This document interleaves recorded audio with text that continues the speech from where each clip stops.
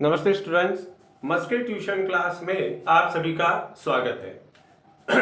मैंने पहले ही very important question for class 10 maths 2 का ज्योमेट्री का पहला पार्ट आपको सेंड कर दिया है। अब हम कर रहे हैं सेकंड पार्ट। क्वेश्चन नंबर 8 से मैं स्टार्ट कर रहा हूं। मेरी सबसे रिक्वेस्ट है कि सभी पार्ट आप पूरी तरह से पहले देख लें और उसके बाद उन क्वेश्चनों की प्रैक्टिस करें। So let's start. Question number 8. Find the slope of the line passing through the points A, B. आपको क्या निकालना है? स्लोप। तो आपके पास A है -2 1, that is x1 and y1। ठीक है, आप इस पहले वाले को x1 कहोगे और दूसरे वाले को y1। जो दूसरा पॉइंट है B 0 and 3, that is equivalence to x2 y2। Okay, ये 1 वाले पॉइंट रहेंगे और ये 2 वाले। तो इस प्रकार से पहले आपको लिख लेना है। ये क्वेश्चन बोर्ड में वेरी इंपॉर्टेंट है, तो इस जैसे क्वेश्चन को हमने छोड़ने नहीं चाहिए।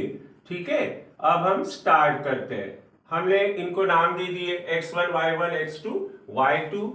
तो अब यहां पे लिखेंगे by slope formula, by slope formula. आपको स्लोप फार्मूला पता है? फार्मूला है स्लोप का, स्लोप ऑफ कौन है ये? A और B। Slope of line AB equals to y2 minus y1 upon x2 minus x1। Okay, अब हम इसमें वैल्यूज को पुट कर देंगे। y2 कितना है अपने पास? 3, y1 1, ठीक है, और x2 0। आराम से वैल्यू पुट करो। और x1 कितना है? -2। देखो ये माइनस और फिर से -2। ओके, तो क्या हो जाएगा? 3 - 1 2 और 0 minus minus plus 2, that is 2 upon 2। इस 0 का कोई वैल्यू नहीं है, तो अगर आप इसको काटोगे 2 1 जा 2, तो आपको कितना मिल जाएगा? 1। सिंस हम यहाँ पे लाइन पे लिख देंगे कि slope of line AB is 1। ठीक है, तो इस प्रकार से इस क्वेश्चन को हमें कंप्लीट करना है। तो ये आपके बोर्ड के लिए वेरी इंपॉर्टेंट होगा। बाकी सभी बच्चों को मैं रिक्वेस्ट करता हूं कि इस चैनल को सब्सक्राइब कर दीजिए आप, और लाइक तो जरूर बनता है। अगर आप इस प्रकार से करते हो तो आपको कुछ लेटेस्ट वीडियोज, नॉलेज, साइंस का रहे, मैथ्स का, सभी सब्जेक्ट का आपको इस चैनल के थ्रू मिलता जाएगा। ओके, तो हम चालू करते हैं। नेक्स्ट के बारे में समझते हैं। पहले क्वेश्चन को समझ लें। Find the area of sector. क्या फाइंड करना है? Area of sector whose arc length मतलब लेंथ ऑफ आर्क मतलब आर्क की लंबाई कितनी है? 8 सेंटीमीटर, और रेडियस कितनी दी है? 3 सेंटीमीटर। ठीक है, और आपको क्या फाइंड करना है? एरिया ऑफ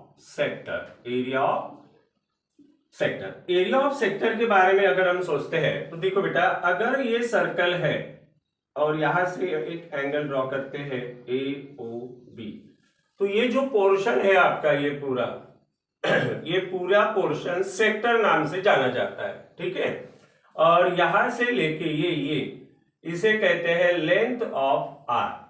ओके, हमें क्या निकालना है? Area of sector. तो एरिया ऑफ सेक्टर के फार्मूले 2 होते हैं, θ/360 × πr²।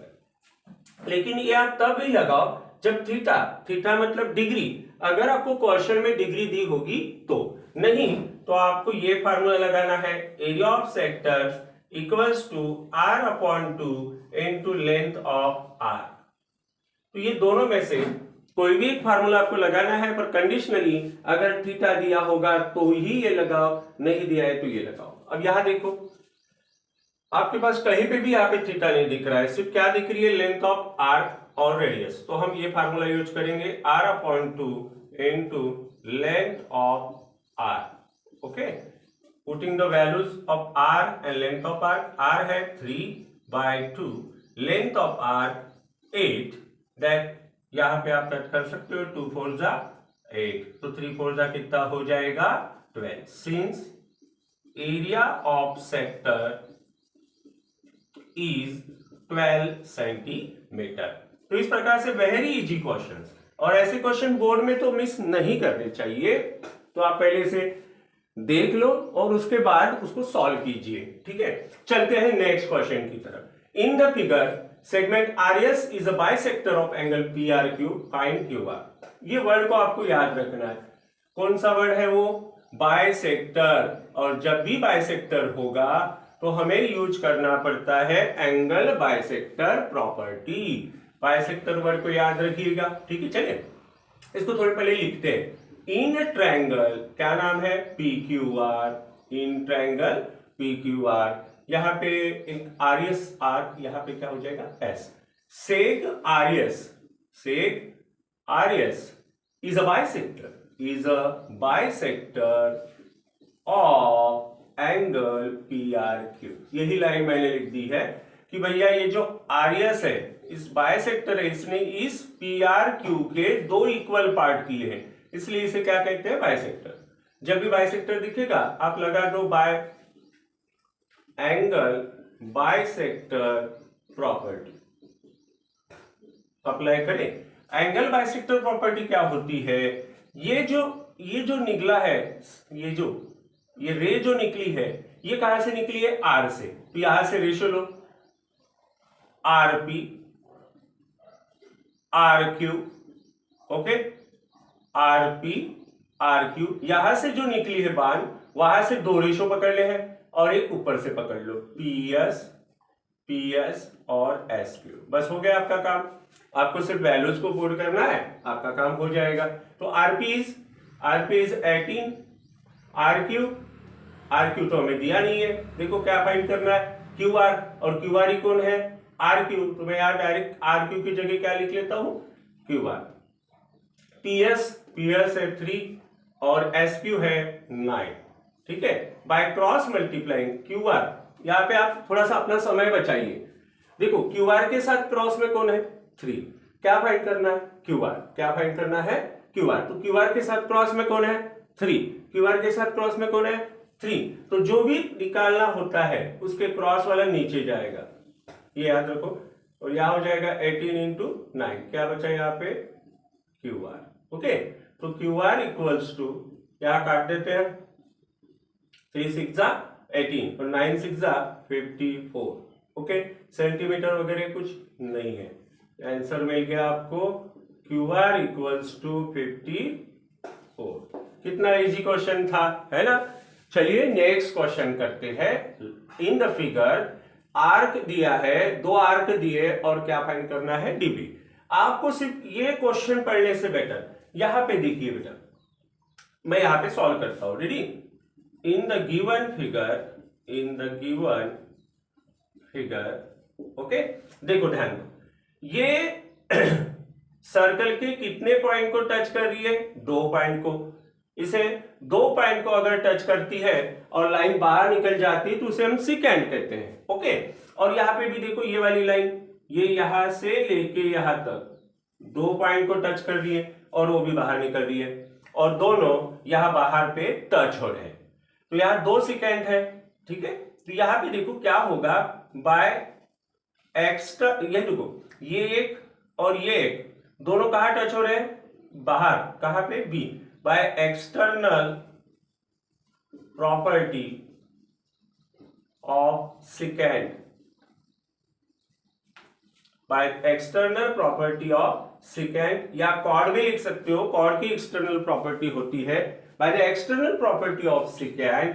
ये प्रॉपर्टी कैसी होती है? ध्यान दो ये जब 2 लाइन यहां पे मिली तो यहां पे एक एंगल बना DBE, दिख रहा है आपको DB? तो angle DBE is half of the sum of major arc. ध्यान देना, ये प्रॉपर्टी आपको याद रखनी है। जो एंगल बना है DBE, ये वाला, ये आधा होता है। यहां एक ये वाला आर्क बना है, ये वाला, और एक ये वाला, 2 बने हैं ना, एक बड़े मियाँ है और एक छोटे में ही है, ठीक है। तो मेजर आर्क बड़ा वाला पहले लिखना डीई, माइनस करना मेजर आर्क छोटा वाला, कौन सा, एसी। एवाईसी भी लिख सकते हो, एवाईसी, या मैंने एसी लिख दिया है, ओके। अब आपको हाफ इनटू ये डी कितना है आपके पास, डी मतलब डीएक्सी कितना है 90, ओके। ये 3 लेटर में है, मैंने 2 लेटर में लिखा है, और ये छोटा वाला कितना है 30। तो क्या हो जाएगा, यहां पे ध्यान दीजिए, हाफ इनटू 90 में से 30 गए 60, और हमने यहां से कट कर दिया तो कितना आ गया 30। तो एंगल डीबीई इक्वल्स टू कितना डिग्री मिल जाएगा 30। आपको क्वेश्चन की वैल्यू कोई भी आ जाए, आपको एक ही काम करना है कि अगर 2 सेकंड बाहर टच होते हैं तो हम यूज करते हैं by the external property of second. तो ये क्या प्रॉपर्टी होती है, जब ये 2 एंगल बाहर टच हो जाएंगे 2 सेकंड, तो यहाँ एक बड़ा सा आर्क बनेगा और यहाँ एक छोटा सा आर्क बनेगा। तो इस बड़े आर्क से छोटे वाले को माइनस करना है और सामने कितना लिखना है, हाफ। तो आपको कौन सा एंगल मिल जाता है, डीबीई, ओके। इसका स्क्रीनशॉट आप लेके रख दीजिए, ठीक है, और प्रैक्टिस कीजिए। चलिए नेक्स्ट क्वेश्चन करते हैं बच्चों, ठीक है। आपने अभी तक जो भी क्वेश्चंस को पढ़े हैं, मेरे वीडियो को देखे हैं बेटा, आप उस वीडियोज को बहुत अच्छे से देख लीजिए और उसके बाद उसे सॉल्व भी कर लो, क्योंकि आपके जो पेपर में आने वाले हैं बेटा ये वही क्वेश्चंस है, ठीक है। अब हम करते हैं question number 12 and the question number 13। आपको इसको देखना है, ये जो क्वेश्चन है यहां पे लिखा गया है कि 2 ट्रायंगल है और both triangles are similar to each other, okay. क्या ट्रायंगल है, DEF is similar to triangle MNK। दोनों क्या है, सिमिलर है, ओके। तो हम बेटा ये तो हमें दिया गया था, इसलिए हम यहां पे लिख देंगे गिवन, ओके। क्या लिख देंगे, गिवन। अब आपको क्या जो वैल्यूज दी है आपको फाइंड करना है एरिया। जब 2 ट्रायंगल सिमिलर होते हैं तो साइड का स्क्वायर लिया जाता है, ये सिंबल याद रखो।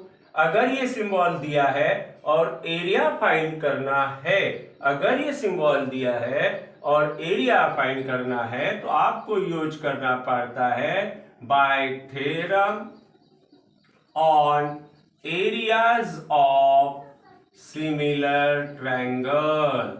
सिमिलर ट्रायंगल कब यूज करते हैं इसे तब यूज करते हैं जब सिमिलर का सिंबल हो और क्या फाइंड करना हो, एरिया। तो लगाए बेटा ये फार्मूला, चलो क्या कहता है ये formula, area of triangle DEF upon area of triangle DEF upon area of triangle MNK equals to, यहां DE साइड है, MN साइड है, EF साइड है, NK साइड है, DF साइड है, MK आल्सो साइड है।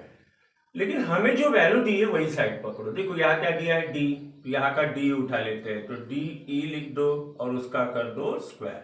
अगर हमने यहां से D लिया है तो यहाँ क्या लेना पड़ेगा, MN, उसका स्क्वायर। ये समझिए साइड का क्या हुआ है यहाँ पे, स्क्वायर। यही कहता है by the theorem on areas of similar triangle, side का क्या करना है आपको, स्क्वायर। कब, जब एरिया निकालना हो और सिमिलर। तो ये थ्योरम आपको याद रखना है, मैं इसको हाईलाइट भी करता हूं, यही आपके लिए इंपॉर्टेंट है।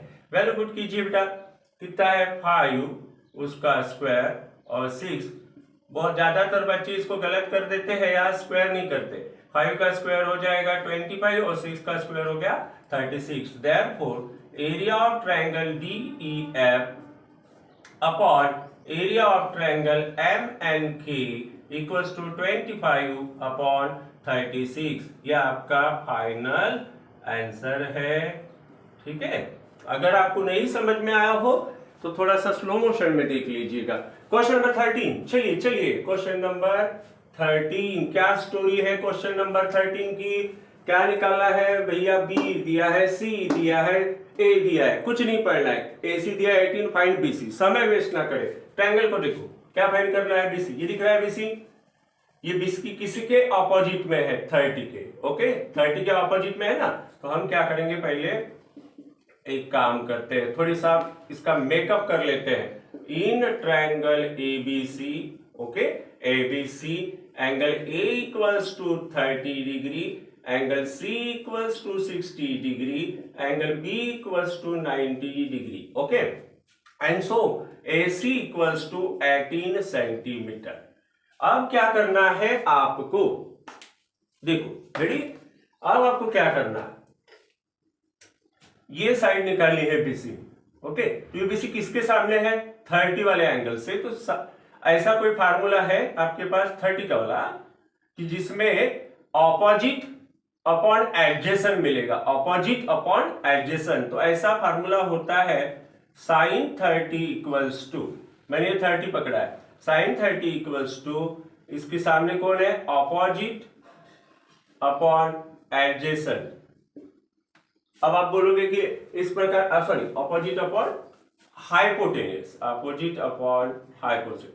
साइन 30 का फार्मूला है opposite upon hypotenuse. Put the value of the given sine 30, sine 30 यहाँ पे देखो कितना लिखा है, sine 30, sine theta equals to opposite upon hypotenuse. अब आपके पास साइन 30 की वैल्यू कितनी होती है पता है आपको, साइन 30 की वैल्यू होती है हाफ, और आपके पास जो ऑपोजिट है वो कौन है, BC है, और हाइपोटेन्यूस कितना है, 18 है। आपने क्या किए, आपके लिए मोस्ट इंपॉर्टेंट ये रहेगा, जब आपको स्कूल में पढ़ाया गया होगा तो आपको ये लिख के दिया होगा, साइन 30 लेते हैं ऑपोजिट अपॉन हाइपोटेन्यूस। साइन 30 की वैल्यू कितनी होती है, हाफ, ऑपोजिट कितना है, BC, और ये BC ऑपोजिट हो गया, ये एडजेसेंट हो गई। ओके, और ये कौन है, हाइपोटेन्यूस। अब वैल्यू पुट तो कर दी हमने, BC के साथ क्रॉस में कौन है, 2, तो BC के साथ जो क्रॉस में है वो नीचे चला जाएगा, क्या बचा, 1 इंटू 18। तो आपको क्या मिल जाएगा, BC इक्वल्स टू, या काट देते हैं, 2 9 जा 18, 9 1 जा 9, तो आपको BC कितना मिला, 9 सेंटीमीटर। सॉरी, सेंटीमीटर तो आपको दिया नहीं है, तो आप सिर्फ BC इक्वल टू 9 यूनिट्स लिख सकते हो, या वैसे ही लिख के छोड़ सकते हो। ठीक है, आप इस क्वेश्चन के स्क्रीनशॉट ले लीजिए, स्क्रीनशॉट लीजिए और इसको आराम से एक बार सॉल्व कीजिए। ठीक है, चलिए मेरे प्यारे बच्चों, अब हम नेक्स्ट क्वेश्चन करते हैं। ठीक है, क्वेश्चन नंबर 14, क्वेश्चन नंबर 14। मैंने यहाँ पे दोनों क्वेश्चन यहाँ पे लिखे हैं 14 और 15, क्योंकि दोनों सेम है, दोनों को एक साथ करते हैं। ओके बेटा, देखो, if angle theta equal to -60, मतलब थीटा कितना है, -60 है, और क्या फाइंड करना है, कॉस थीटा। तो आपके पास एक फार्मूला होता है, cos minus theta equals to cos theta. बस कॉस कॉस ही है, अगर कॉस का थीटा निगेटिव होता है तो आने वाला आंसर पॉजिटिव होता है। ठीक है, तो देखो कैसे लिखेंगे, कॉस -60, ओके, थीटा की जगह कितना लिख देंगे, -60 इक्वल्स टू कॉस 60।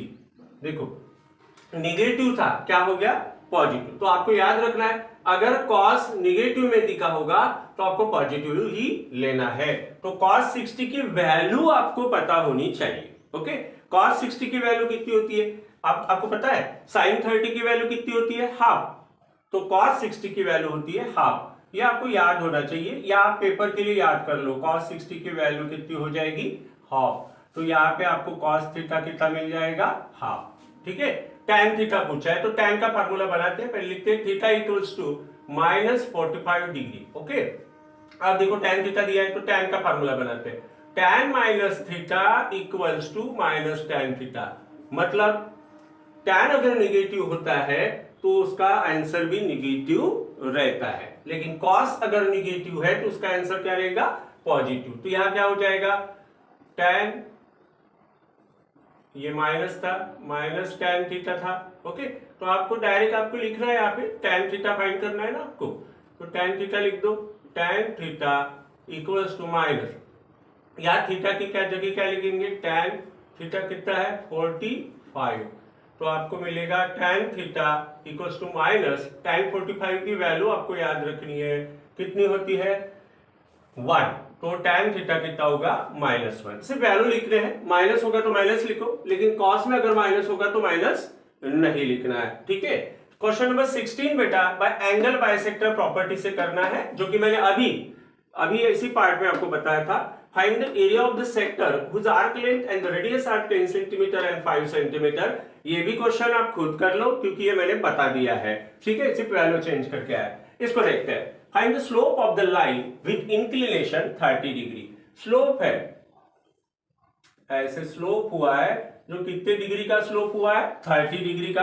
तो जब भी आपको डिग्री दी होती है और क्या फाइंड करना पड़ता है, स्लोप, तो आपको ये फार्मूला यूज करना है। Slope of line equals to tan theta. Slope of line equals to tan theta. हमेशा 30 रहे, 60 रहे, कुछ भी रहे, क्या लिखोगे, tan। Slope of line that is m। Slope को किस नाम से जाना जाता है, m से।